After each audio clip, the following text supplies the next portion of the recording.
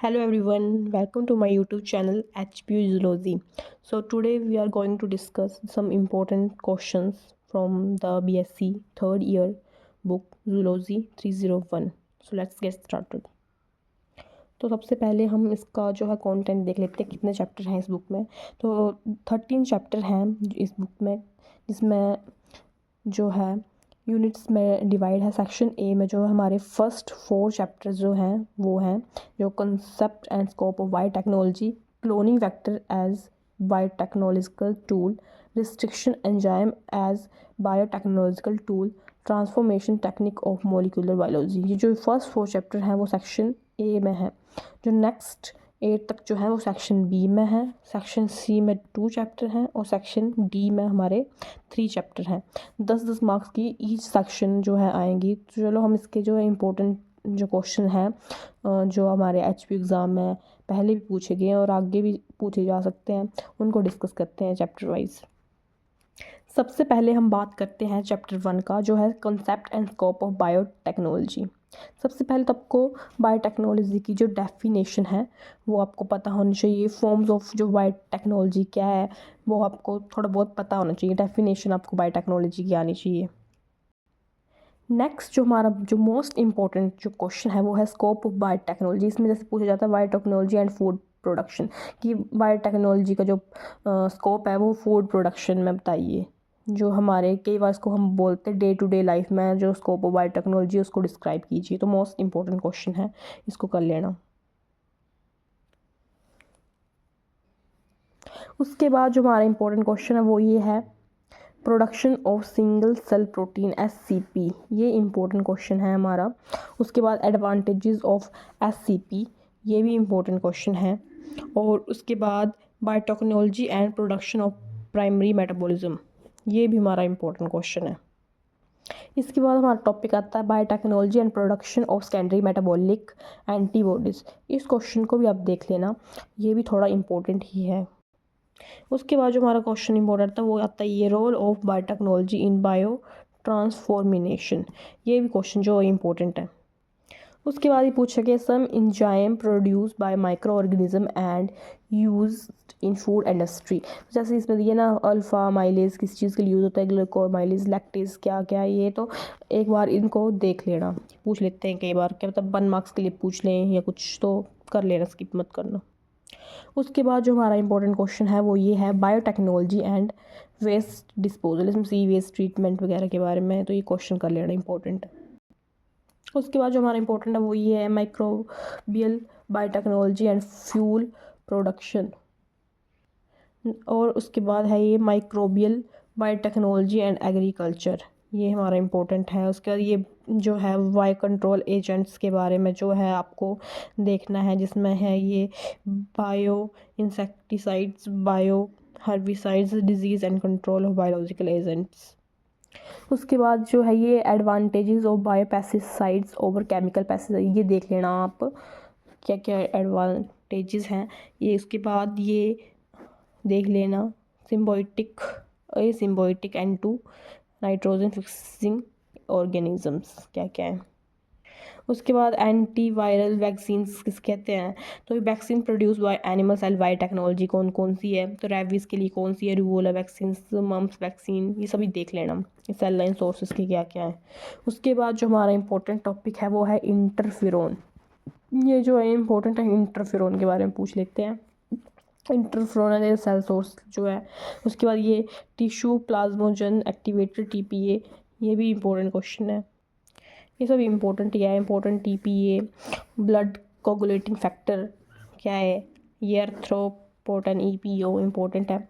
उसके बाद जो मोस्ट इंपॉर्टेंट जो आता है वो ये है हाइब्रिडोमा टेक्नोलॉजी।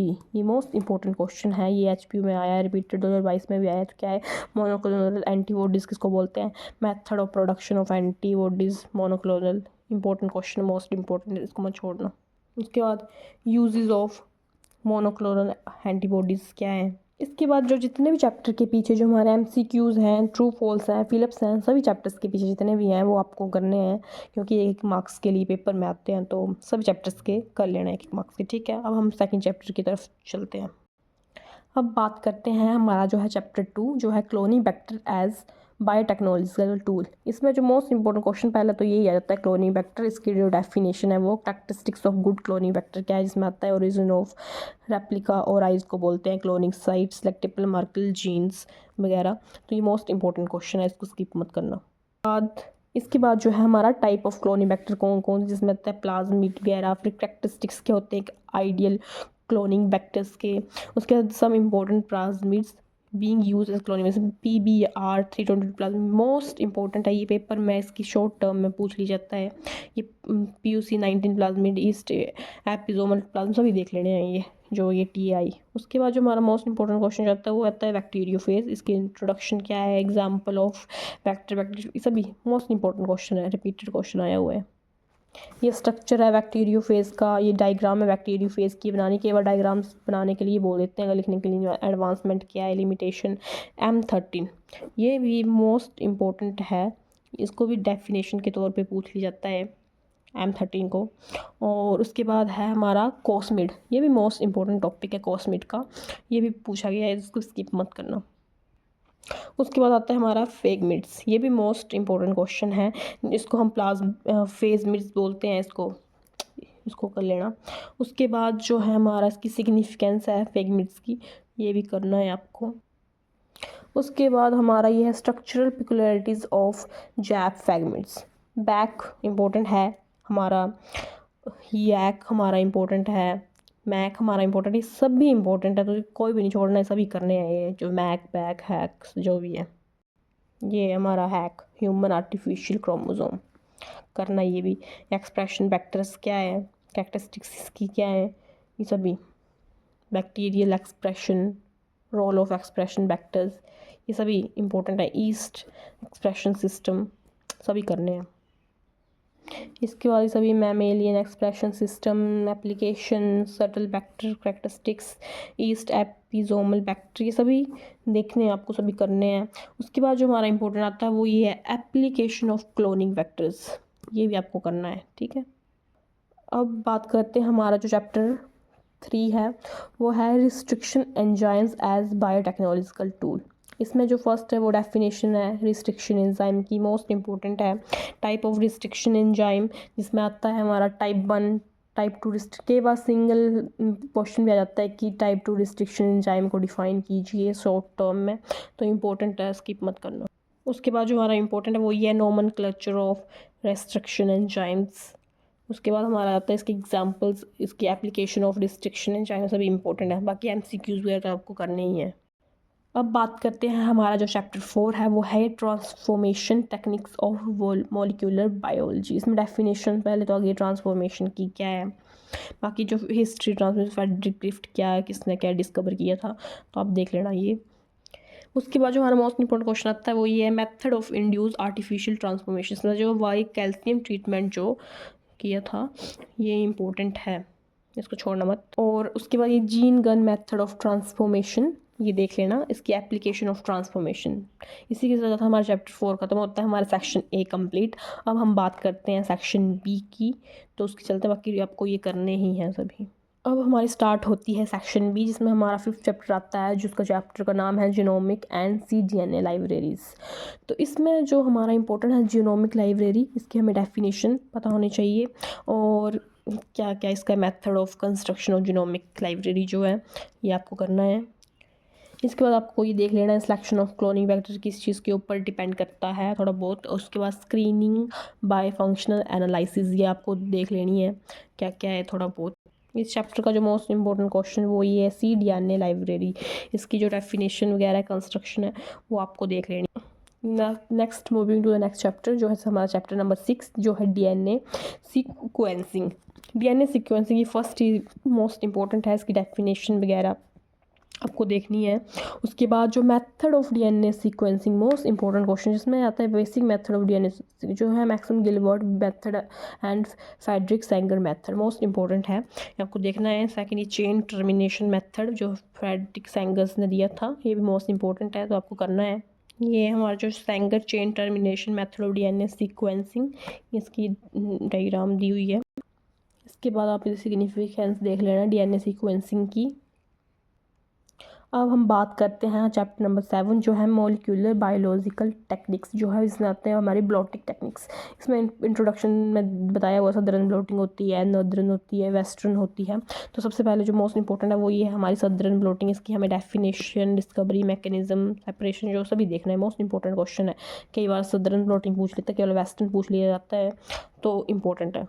बाकी सदर्न की जो है एप्लीकेशन वैसा भी देखनी है आपको। डिसएडवांटेज सदर्न के पास जो हमारा मोस्ट इंपॉर्टेंट वो है नदरन ब्लॉटिंग। इसमें भी आपको सभी डेफिनेशंस वगैरह सभी इसकी देखनी है, एप्लीकेशन वगैरह, ड्रॉबैक्स क्या क्या हैं वो इम्पोर्टेंट है। उसके बाद हमारी जो है वेस्टर्न ब्लॉटिंग, ये भी मोस्ट इंपॉर्टेंट है। मतलब जितनी भी हमारी ब्लॉटिंग टेक्निक्स है वो सभी इंपॉर्टेंट है, तो आपको सभी आनी चाहिए। इसका जनरल मैकेनिज्म, इसकी जो है एप्लीकेशन, सभी इम्पोर्टेंट ये।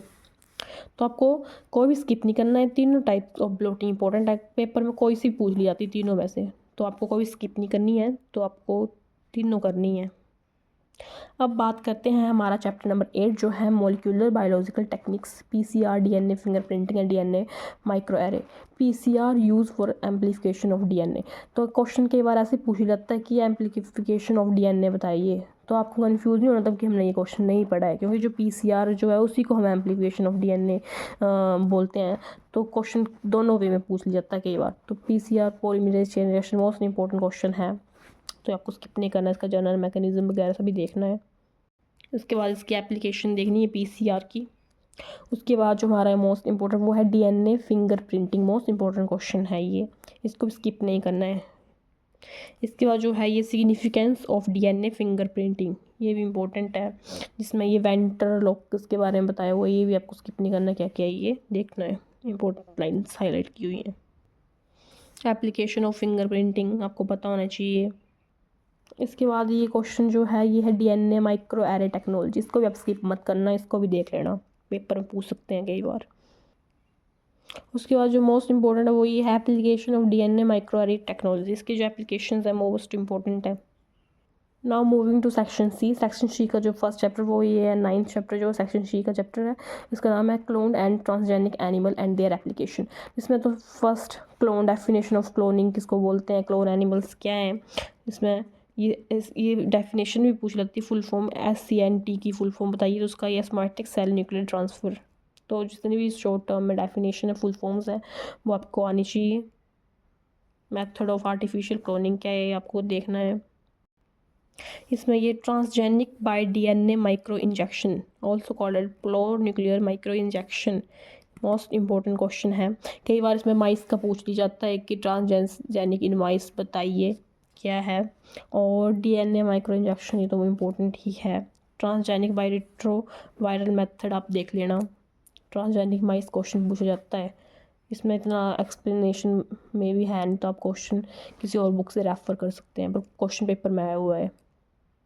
इसके बाद जो हमारा मोस्ट इंपॉर्टेंट क्वेश्चन है वो ये है transgenic animal, genetically modified animal, जिसको हम GMO बोलते हैं, उसको एक्सप्लेन करना है। उसके बाद जो हमारा इंपॉर्टेंट है वो कंट्रोवर्सी रिगार्डिंग GMOs के बारे में पूछता है। इसमें application of transgenic animals important है। इसके बाद जो हमारा इंपॉर्टेंट वो ये knock out and knock in animals क्या क्या होते हैं, मोस्ट इंपॉर्टेंट। इसमें ये P53 नॉक आउट माउस, ये भी मोस्ट इंपॉर्टेंट है, स्किप मत करना। ये हमारे नॉक इन एनिमल्स जो आ गए। बाकी MCQs तो आपको हर चैप्टर के करने ही हैं।